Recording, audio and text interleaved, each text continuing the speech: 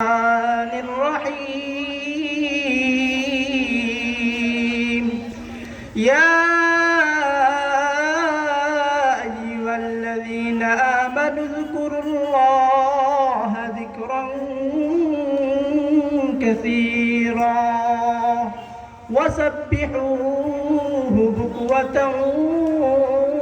وأصيلا وقال رسول الله صلى الله عليه وسلم أفضل الذكر لا إله إلا الله أفضل الدعاء الحمد لله أو كما قال عليه الصلاة والسلام اللهم صل على محمد وعلى آل محمد كما صليت على إبراهيم وعلى آل إبراهيم إنك حميد مجيد اللهم بارك على محمد وعلى آل محمد كما باركت على إبراهيم وعلى آل إبراهيم إنك حميد مجيد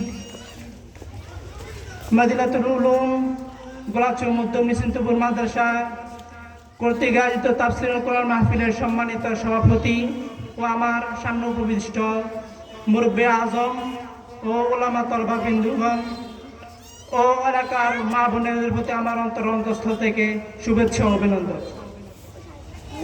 আমি আপনাদের গ্রামের একজন সন্তান গোলাচর ভুঁইয়াবাড়ি। আমি দোয়া চাওয়ার জন্য আপনাদের সামনে একটু বসা।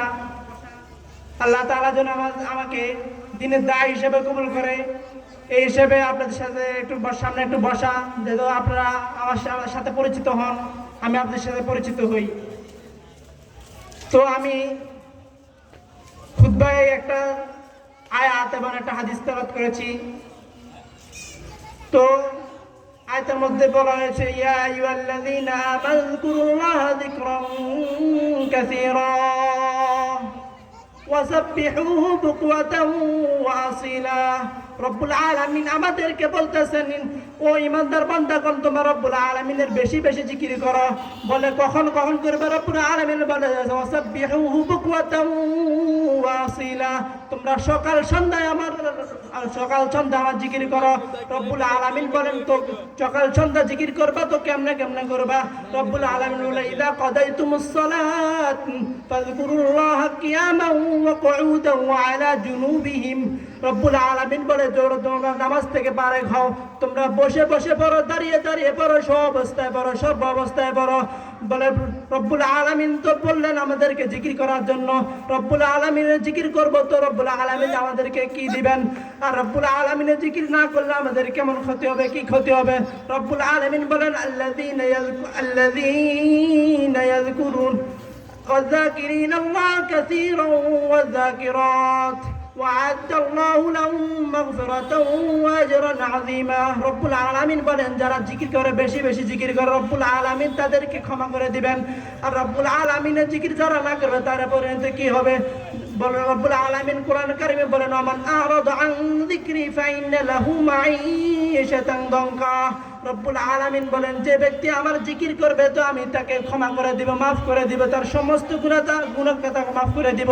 আর যে ব্যক্তি আমার জিকির করবে না, আমার জিকির থেকে মুখ ফিরিয়ে নেবে, রব্বুল আলামিন বলেন আমান আরাদা আন যিকরি, যে ব্যক্তি আমার জিকির থেকে মুখ ফিরিয়ে নেবে ফাইন্না লাহু মাঈশাতান দানকা, রব্বুল আলামিন তার জীবন সংকীর্ণ করে দিবে।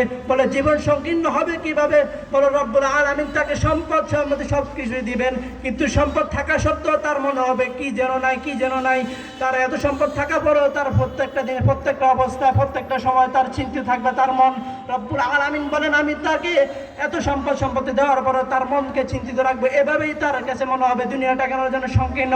রব্বুল আলামিন বলেন তোমরা বেশি বেশি কি জিকির করবে তো রব্বুল আলামিন তোমাদেরকে মাফ করে দিবেন।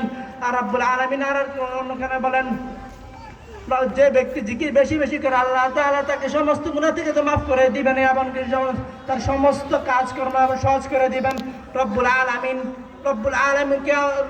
আলামিন হুজুর কারীম সাল্লাল্লাহু আলাইহি সাল্লাম বলেন যে ব্যক্তি লা ইলাহা ইল্লাল্লাহ মুহাম্মাদুর রাসূলুল্লাহ লা ইলাহা ইল্লাল্লাহু মুহাম্মাদুর রাসূলুল্লাহ এই জিকিরটা বেশি বেশি পাঠ করবে। কিয়ামতে যখন কোনো ব্যক্তি লা ইলাহা ইল্লাল্লাহু মুহাম্মাদুর রাসূলুল্লাহ পাঠ করে, তখন আরশের সামনে একটা খুঁটি আছে, ওই খুঁটিটা জ্বলতে থাকে, ঢুলতে থাকে। রব্বুল আলামিন বলে, ও খুঁটি তুমি ঢুলতেছো কেন? রব্বুল আলামিন বলে, আপনার এক বান্দা লা ইলাহা ইল্লাল্লাহু মুহাম্মাদুর রাসূলুল্লাহ জিকির করেছে, কিন্তু তার এখন পর্যন্ত তাকে ক্ষমা করে দেওয়া হয় নাই। রব্বুল আলামিন বলবেন, ওরে খুঁটি তুমি থেমে যাও, আমি তাকে ক্ষমা করে দিলাম। তখন ওই খুঁটি স্থির হয়ে যাবে। রব্বুল আলামিন বলবেন, এখন তো খুশি তুমি? তখন ওই খুঁটি বলবে, হ্যাঁ রব্বুল আলামিন, আপনার বান্দা লা ইলাহা ইল্লাল্লাহ পড়াতে আপনি তাকে ক্ষমা করে দিয়েছেন। তো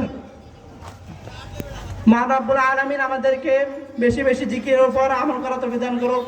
ওয়া আখিরু দাওয়ানা আলহামদুলিল্লাহি রাব্বিল আলামিন।